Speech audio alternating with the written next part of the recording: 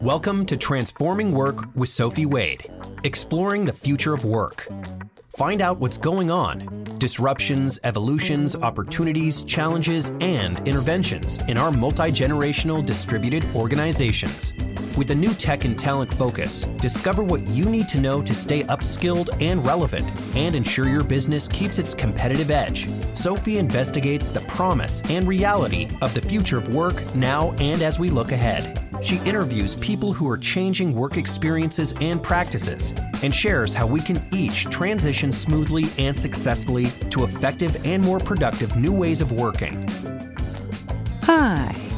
In this episode, I'm looking through the lens of generations, taking a different angle to try and understand more about the people we are interacting and working with every day. What their perspectives are based on what incidents have shaped their ideas, approaches, and attitudes over their lives. Generational groupings can be helpful when we understand the impact of the most meaningful early experiences, such as the Great Recession for millennials and Gen Zs, and how different new technologies have affected generations as they grew up, were educated, entertained, and enabled, and then entered the workforce. When we empathize, when we recognize and connect with other people's experiences, and better relate to how they see the world, we have a better chance of understanding their points of view, recognizing what people mean, not what we hear based on our context. And we are better able to react and respond in more positive and productive ways. So I am delighted to be speaking with David Stillman, who is a generational expert, researcher, consultant, and author of 3 best-selling books about generations: When Generations Collide, The M Factor, How the Millennial Generation is Rocking the Workforce, and Gen Z at Work. David works with leaders and corporations around the world to help them understand and adapt for a multi-generational workplace and marketplace. Hi, David. How are you? I'm doing wonderful. So honored to be part of this conversation today. Well, we have to get started immediately. We have so much to cover. Starting at the beginning, you became a generational expert. What happened that took you on this journey? To be honest with you, what happened with me is that I was a journalist. And a lot of what I was doing was looking at, different ways of life and how people were working. And someone did say to me, like, oh, we want to get to know those Gen Xers better. Those people would sit in coffee shops and complain about bad hair all day. And I just put in like an 80-hour week, and I looked around, and it really started this interest in not only my own generation, but what I realized, and I have respect for a lot of them, people can study a generation, but you need to put these generations together and overlap each other. And at the time, Gen X was just making its way into the workforce. And I partnered with a wonderful baby boomer named Lynn Lancaster, who was really interested in the baby boom. And we came together and said, well, what happens when you put these generations together? And that's sort of always been my subject matter expertise, is that I can focus on a generation, but then what I'm going to do is lay it out for what it means and how it reacts for all the generations. It's lovely to hear that somebody actually cared about Gen Xers at some point, because it does feel like, being a Gen Xer to myself, that nobody cares about us. Well, and a lot of it is just sheer demographics, because we're smaller in size. People want, a big marketplace to sell to, or a lot of employees to draw upon. And when you're close to half the size of the baby boom generation, you become less interested. But in the workplace, it's a concern. Everyone's talking about Gen Z right now, for example. And I'd say you need to look at the top of your chart, because you're going to have big mass exodus of a lot of baby boomers and close to half the labor pool to fill those leadership positions. So I would definitely be looking at that side of the org chart as well. I really want to talk about what I see as being the handoff between boomers who are retiring and rising millennials, partly because they really understand the workforce a lot more than either boomers or Gen Xers. You started with Gen X and then just expanded to look at all the different generations. So what are some of your overarching thoughts about where we are right now? I'd say in a lot of ways we have 5 generations. You can still walk into a company, and while we might not have traditionalist bodies there, they still have a very traditionalist culture. And so I'm like the ghost of traditionalists for a lot of them. In certain industries, you'll see that. But you're right, we have a lot of baby boomers. And one of my top concerns and you alluded to, and we can talk specifically handing off to millennials, is that you have so many baby boomers who are ready to retire, about to retire, and yet all this attention is going on Gen Z and millennial growth. No one's paying enough attention to what's about to walk out the door. Right. And that is years and years and years of knowledge and experience. And one of the biggest things I think that's going to haunt organizations is this lack of knowledge transfer. If you say, what's your knowledge transfer plan, that doesn't sound as exciting or as sexy as, what's your social media plan? And so I've seen it happen again and again with organizations. Someone's been in a position for so long, they're getting ready to exit. And so what they do is like, oh, Sally's leaving, we need to find a replacement. And they don't look at Sally's knowledge. One of a few things could happen. We may look at Sally's job and be like, you know what, we don't need to replace it. We can just spread that out amongst a bunch of people. Or it's like, whoa, Sally's been at this so long, she knows what she's doing. We're going to need 2 people to replace her because she does this, and that. And lack of knowledge transfer, those discussions, is something I think that's really haunting, that era of the workplace, the baby boom generation. I have been advocating for a ramp out rather than having a steep cliff because it allows people who want to spend more time on the golf course or with their grandkids and yet still have a foot in the workplace, being a senior advisor, whatever that might be. And we need to set up pensions differently or 401ks differently to allow for that. Because I completely agree that sharing of knowledge and combination of experience with particularly technology savvy, which you see in the younger generations, that combination is going to be the most productive and effective for the competitive advantage of any company going forward. I agree, but I will say a couple things. One is the younger generations need to be hungry for it, which I really find millennials and Gen Z are great at seeking that type of knowledge. Mm-hmm. I would say the bigger challenge oftentimes is with baby boomers and how they disseminate that knowledge. It's a little bit of, we tried that back in 1982 and it didn't work. We just shut them down. Or it's like, in my day, it's very sort of top down versus, more of a collaborative discussion. I think that's a bigger problem with the baby boom generation and passing on that knowledge. Something else I just want to circle back to is we look at, pensions and all these things to maybe keep baby boomers around. I would even say the biggest advantage companies could have would be to be looking at healthcare plans. The baby boom generation is raging against aging, as they always have been that generation, and will work, for a long time, as they should. At the same time, life expectancy continues to go up. And so that would be probably one of the bigger things, almost less about financial savings and more about let's keep you healthy. Well, exactly. I ranted about the fact that retirement is very unhealthy for you. Well, it's unhealthy for your brain. It's unhealthy for you physically. And I think this is where empathy for me becomes so important in trying to stimulate productive conversations, which don't start off with, well, in my day. Because Agreed. That doesn't help a younger person of any age recognize the validity of that information or understanding or experience and how that can be applied in this particular environment.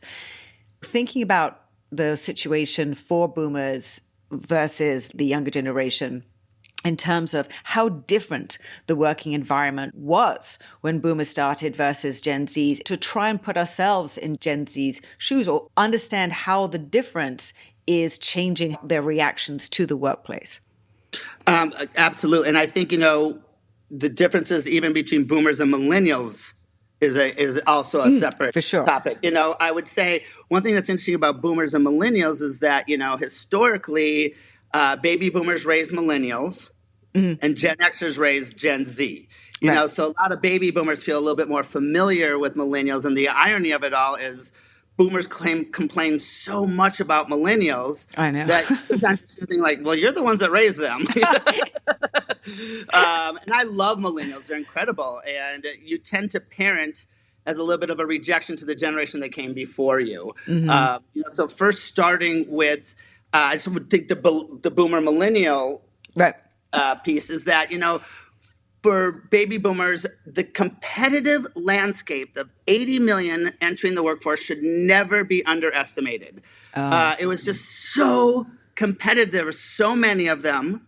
And, the only way we could manage that many of them, too, was there was a policy and a procedure for everything, from how to make, a copy and send a memo to promotions. There's this, everything had a policy and procedure.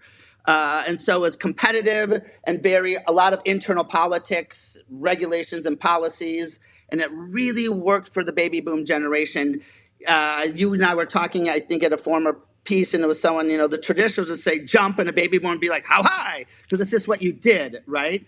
So they had that much more structure than ever. With all those policies and procedures came this incredibly superstructured environment that then is that much different from yes, and how work we was are a now. place, which we're going to talk about with Gen Yes. Z.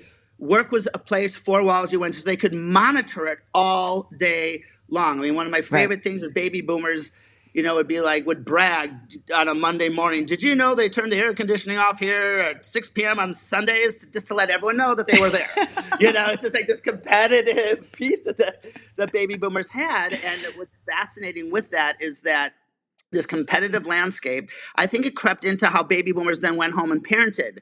They created in these millennial children just this collaborative nature. You look at all the generations, you will not find a generation more collaborative than millennials. They just, whether they're in an office or whether they're online, they can identify strengths immediately, play to those strengths, jump into a role, and just make great team members, etc. Now, it's played out in a whole host of ways. From the physical aspects, as suddenly we saw office walls come down. We had open office concept. That was the millennials that brought that into the workplace. And then in addition, you saw things like, did you hear Bob's getting a raise today? Oh, we all must be getting raises. It's like everything was treated with group mentality. And so I think what happened with the baby boom generation is they were raised in this very competitive, structured rules environment. When they went home, I think they broke a lot of that, and it was fine on the home front, whether you were calling your parents' friends by their first name, or we talked about things that you never would have talked to with traditionalist parents. Well, then when millennials showed up in the workplace, it challenged the baby boom generation. And so it was a really interesting dynamic to watch.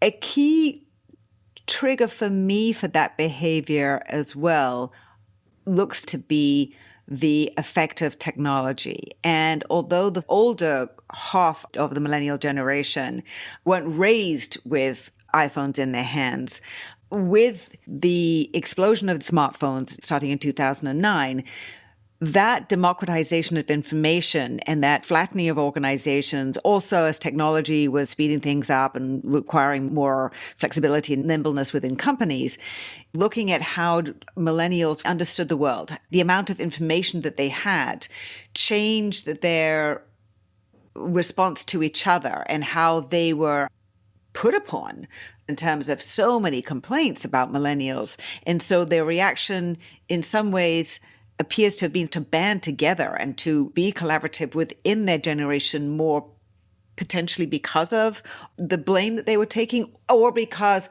whilst younger generations have always been complained about, that they then had a new tool to be looking for solutions. Yes, I would say, a couple of things is that technology only enhanced their natural ability to collaborate. Even before technology, this is a generation that for the first time you saw in high school and university doing group projects. Right. So that they went to prom in a group. So everything just had group mentality. Then technology just made that more accessible and more available to them. Right. So they're just natural collaborators. I think, a lot of the they came together.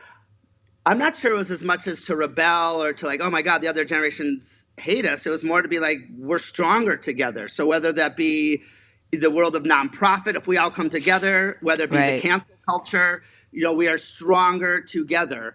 And it's really worked for them. It's hurt the workplace when they're trying to, poke out and find the individuals and the individuality. And so a lot of baby boomers did really struggle with that notion of going from complete competitive rules and procedures to let's reinvent them, let's be more collaborative. And that was a big challenge. But what's fascinating is what you originally asked me was about, Gen Z and baby boomers.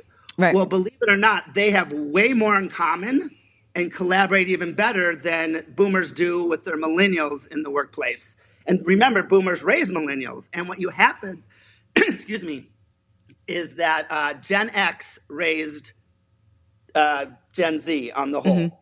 Not everyone, but on the whole.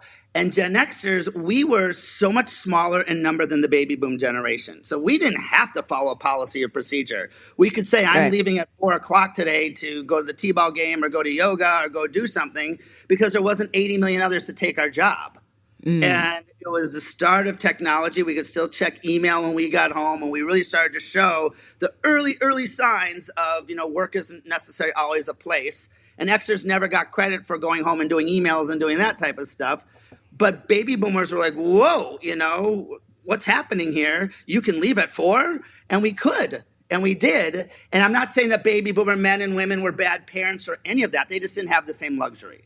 And so when it came time and we raised our kids, we just raised these really independent children. We're just saying it's a tough world out there. We also raised our kids during the 2008 recession. We raised our kids through times that have been, Gen Z has already seen a recession, a pandemic, another looming recession, and they haven't even gotten out of their 20s yet. Something that some generations never see. And so during their formative years. So what happened with Gen Z is they were raised to be extremely independent. We see things like the side hustle. We see things like their willingness to quit a job without having another job. And the other thing that we have is a return to competitiveness, where we say that, millennials were so collaborative, which is so true. Gen Z less so and way more competitive. And a lot of that comes from, we didn't tell our kids, boomers told their millennial kids, you could be anything you want to be. You're the best. You're going to be a superstar. And it was, a lot of positive reinforcement and self-esteem. Well, Gen Xers, we told our kids, okay, participation trophies are BS. There's winners and there's losers. More often than not, you might lose. It's a tough world out there. So in comes a generation that's independent and competitive. And you have baby boomers being like, oh my God, a little bit more focus on results. No more focus just on everyone getting along. And that Gen Z and boomer bond has been lovely. The bummer is it's going to be short-lived because we're going to have more and more boomers leaving the workforce. So coming back to that need to knowledge transfer to harness what I think is a natural bond between boomers and Gen Z.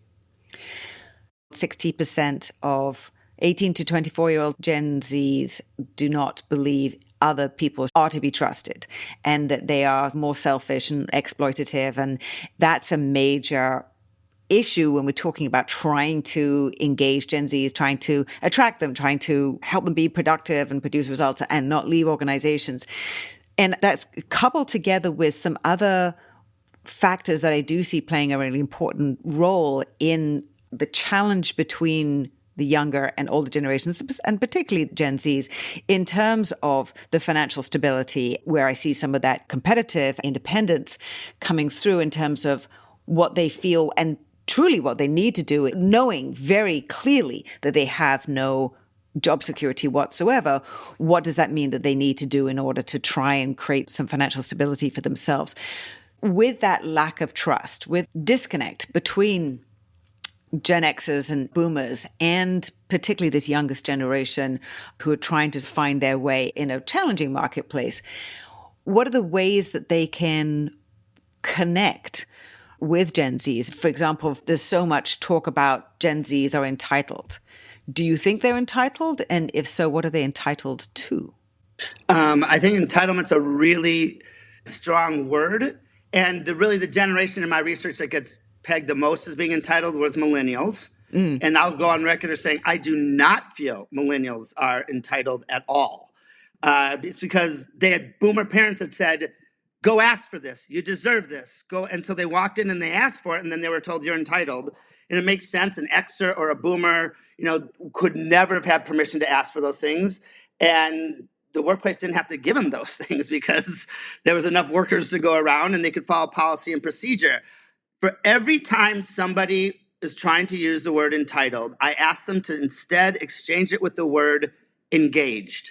If you have somebody asking for something or really saying, I want this, or I think I could work for this, grab that employee and say like, wow, here's someone who's, you might have to level set and be like, look, we can't hand that to you overnight, but it's the start of a dialogue saying, if this is what you want, here would be 3 levels of performance we'd need you to hit. They might be like, why? They might push back. That's not entitlement. That's not disrespect.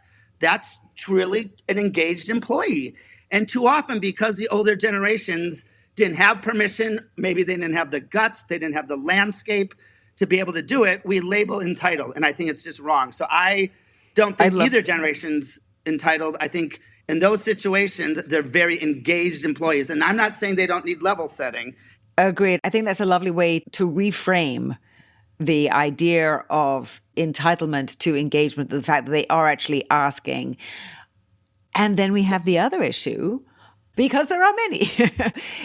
We have the other challenge that I know that many leaders have in organizations about quiet quitting. Now, Gallup data shows very clearly, I've been tracking it for years now, that there have always been basically 2/3 of the workforce who have not been engaged. They haven't been disengaged, they haven't been engaged. So that hasn't changed. It's been pretty consistent before the pandemic. But I see there being a new potential issue coming through in terms of how the youngest workers are reacting to some of what they are experiencing in the workplace.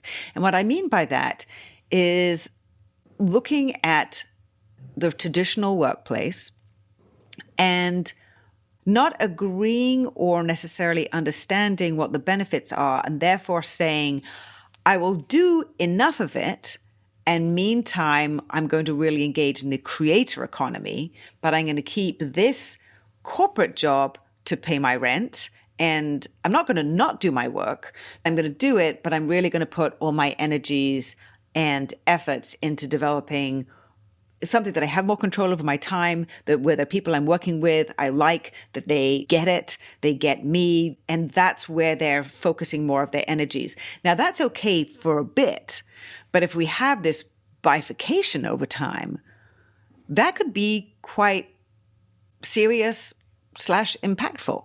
What do you think? Okay, so the quiet quitters, you're 100%. The first quiet quitters were actually Gen Xers. They were the ones who were like, well, why would I do all of this only to see, when the Enron and some of these other crises started to hit, be like out of a job and kicked to the curb. And whether or not we like it, anyone sitting in a Gen Z or millennials chair who is sort of quiet quitting would do the exact same thing. Look at right now how we're seeing so many jobs being cut overnight and people aren't waiting. They didn't see it coming maybe, or they were anticipating it.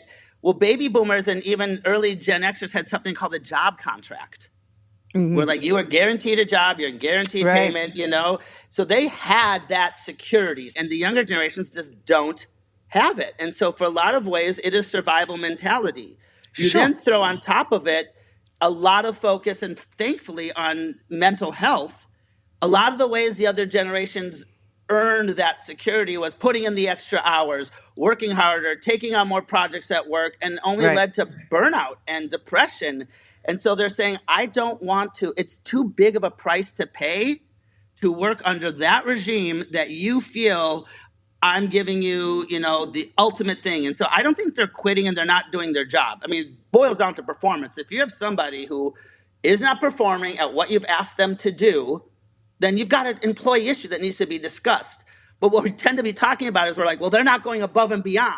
Exactly. And why would they?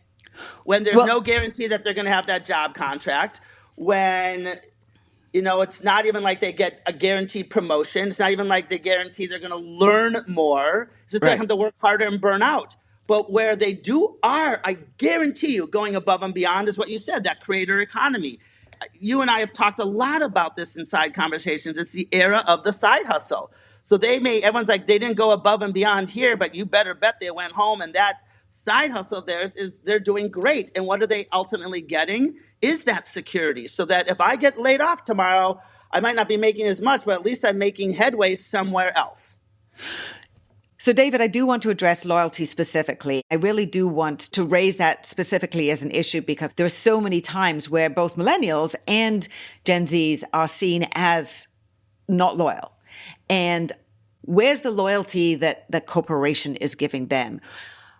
How come employers the senior executives and the managers do not see that loyalty starts somewhere?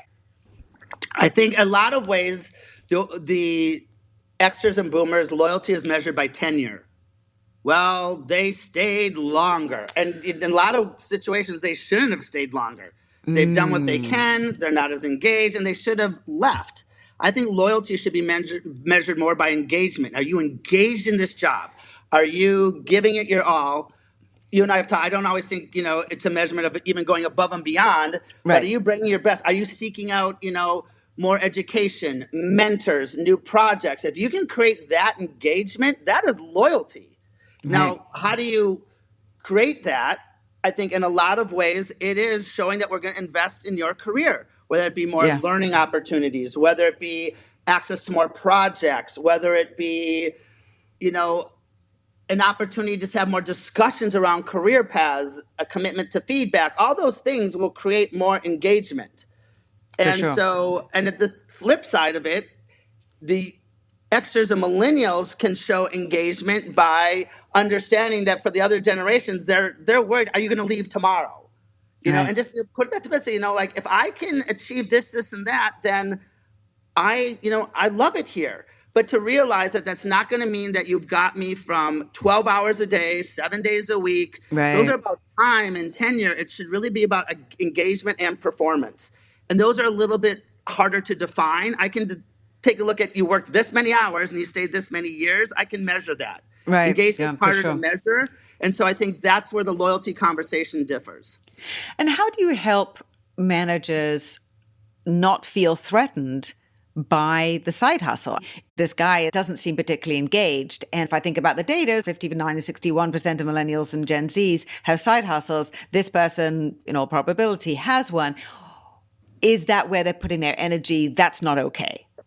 Well, I would start off with, but if this person doesn't seem engaged, your next conversation in your head shouldn't be like, oh, they must have a side hustle. It's be, what am I not doing to keep them engaged? I'd first start with yourself to be like, does this person not have enough projects? Is this person not working on things that they want to work on? Are we not stretching and growing this person? 9 out of 10 times, it's really about that. You haven't been able to create that engagement for them. The side hustle, I am all for it. I think it is great, and it's not going to go away. Now, one thing we talk about is you got to pay attention to the competitive landscape. If you work at General Mills and you've got a side hustle with making tennis shoes and selling tennis shoes, who cares? If you've got a side hustle inventing a cereal, you got an issue. So I think there is this level, but not enough people do pay attention to that I think some side hustles can creep up against competitive. And then, your company, you're being used at that company. They're learning on your training ground to go, compete with you, or else, to launch something else. So that's a valid conversation. But most often than not, it's a completely separate interest, and that's healthy for somebody.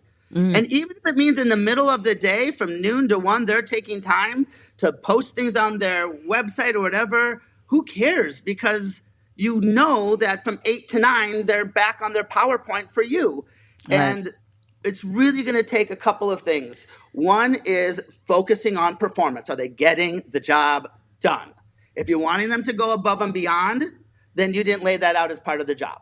Then just get more realistic about the job. And that's just sort of like above and beyond, I think, is not a fair thing to assume that they should do, because it doesn't give them the security you and I talked about earlier in this conversation.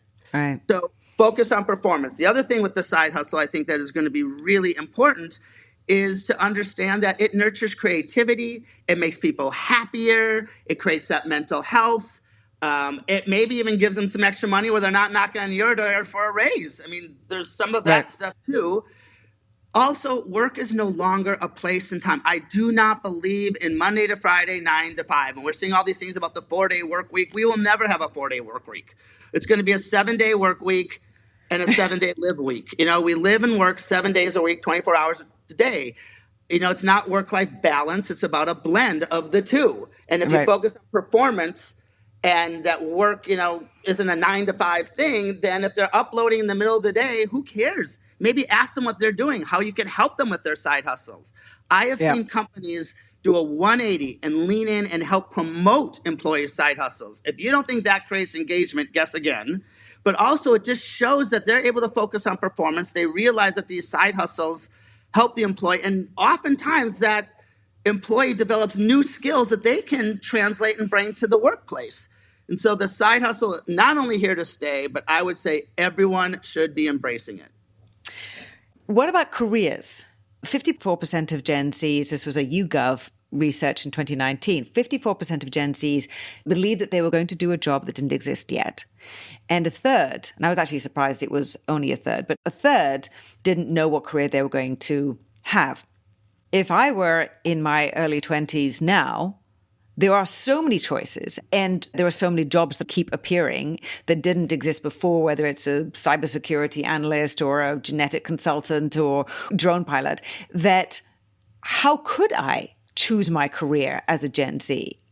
But that doesn't help my mental health because I don't really necessarily have a destination. I don't exactly know where I'm going, but I need to explore. I really need to be exploring my talents and trying to work out where I'm going to go in my work. No?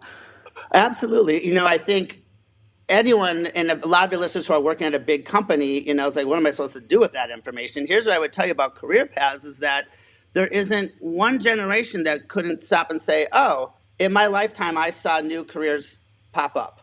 Mm-hmm. For a generation that grew up without laptops, now have booming IT departments. I mean, there's just one example of many. For sure. Yep. So that's not a new thing. It might be a little bit more heightened because of the speed of technology. We're a little bit more global for the younger generation. So there might be, a lot more options. But here's what I think is a good thing for listeners to understand with career paths that our data is showing is that, millennials were the first to really say, why career paths were too much about tenure in the past. Once you put in 3 years, then you can go on to the next thing, and that was a big deal with the resume. And millennials were the smartest generation to say, if I've mastered these skills, promote me. And we all scratched our heads. We're like, yeah, why wouldn't we? And so everyone would say, an X and a boomer would say millennials' career paths have moved a lot quicker than the rest of them. But here's the difference with Gen Z that I think we can learn from. For sure, the speed is going to continue, but it's going to that side hustle. Is 75% of Gen Z in our research said they would be interested in multiple careers within one company. So maybe my side hustle doesn't even have to be outside the workplace. Maybe I could work in marketing 3 days a week, and I could work in IT 2 days a week. Right.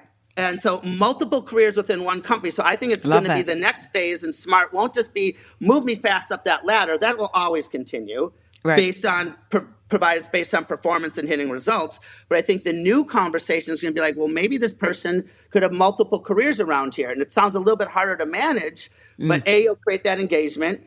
Right. B, what I think is going to happen, you're going to have great bench strength. You're going to have internal bench strength that's going to arise. And so that is going to be the new career path. I would add an S to it, career paths within one company happening at the same time. We have to get to mental health. Gen Zs are dealing with a lot. They look to the Great Recession. They're looking at climate change. Almost 25% of Gen Zs don't believe they're going to be able to retire. It doesn't feel like a great environment, causing a lot of mental health issues. How can we help them deal with the fundamental issues as well as provide support in the workplace? Because managers haven't been used to having to provide that kind of support in the past. That is the piece I want to address, what you just said there, is they haven't been used to it. I think, first of all, there isn't one generation that hasn't been dealt with mental health. I had somebody from NASA literally say to me, these young kids that are complaining about, all the stress they have, try putting a man on the moon with a glorified, nothing more than a glorified calculator. That's like, that is fair. They've got all these tools and everything. And so every generation has had stress. The challenge is back to when work was a place and it was a 9 to 5, the model was you went to work and you left your life at the door, 100%. You could be screaming and dealing with all the stresses. As soon as you walk through that workplace door, it turns off.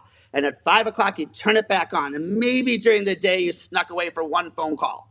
Right. And even that, you were sneaking away. And over time, through technology, and then a lot of baby boomers told their millennial kids, you talk about. It was the millennials who really started to introduce this notion of, I'm taking a mental health day.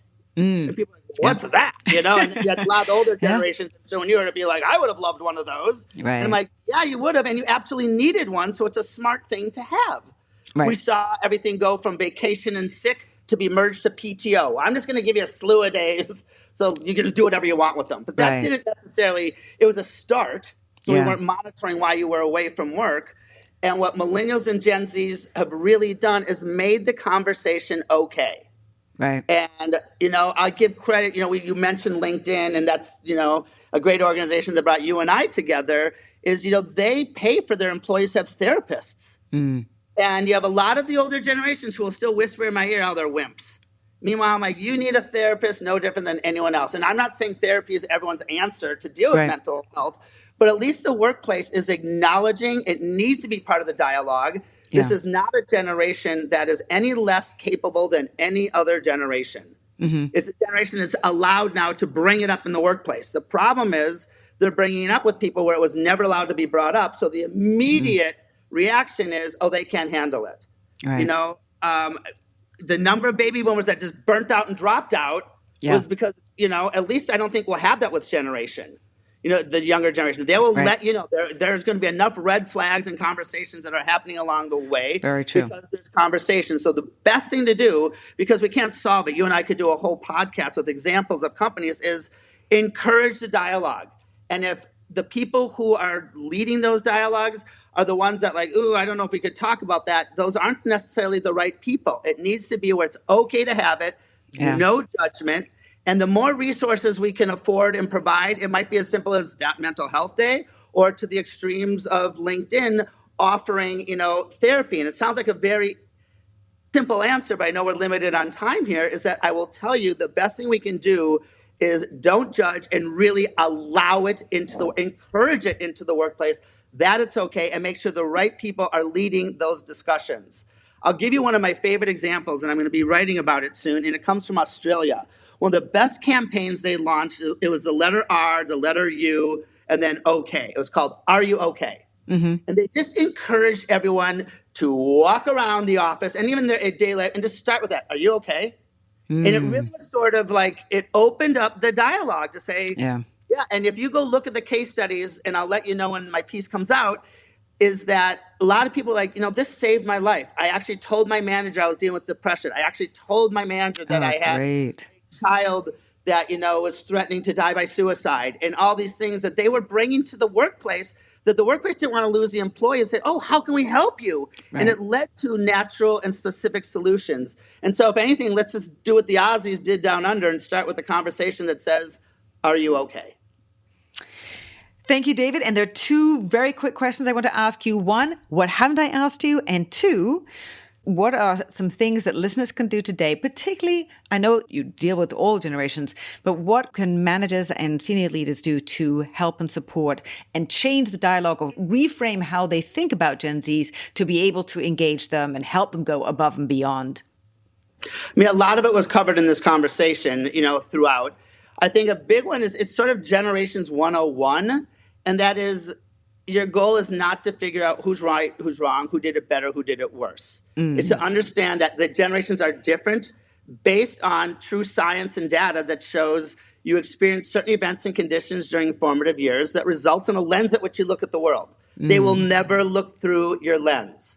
Right. So the ability to understand where they're coming from. So one of the best things they can do is sit down with the generation and say, tell me about a big event that shaped who you are today.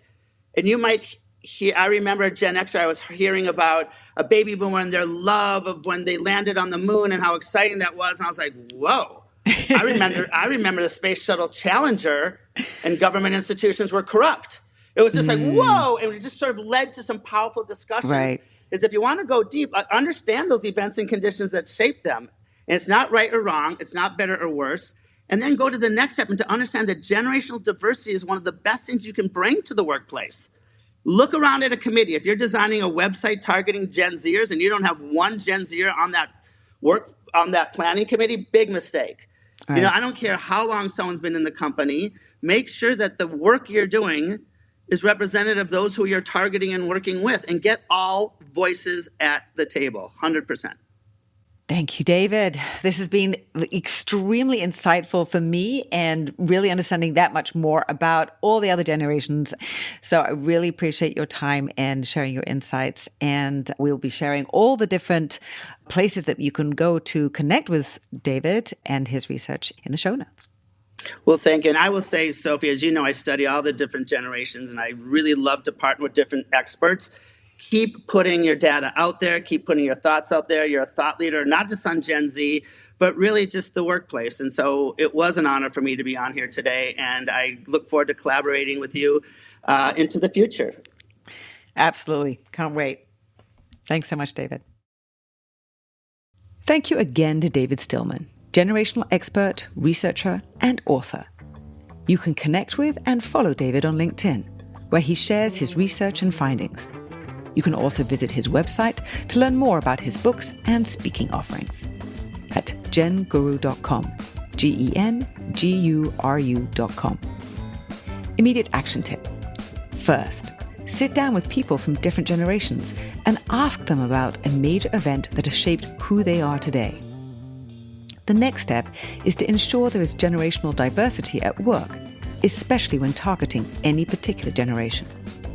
If you are interested to find out how to practice empathy to understand anyone you are working with and bridge generational and other gaps, pick up or listen to my new book, Empathy Works, The Key to Competitive Advantage in the New Era of Work. If you enjoy this podcast, please tell a friend, as well as like it, and write a quick review wherever you listen. For regular video updates, curated useful articles, research, and information, follow me on LinkedIn and Twitter at @SophieWade. For more information to help navigate this period of transformation, you can also sign up for my Work in Progress newsletter on LinkedIn and my blog, which is available on sophiewade.com and flexcelnetwork.com. Until next time.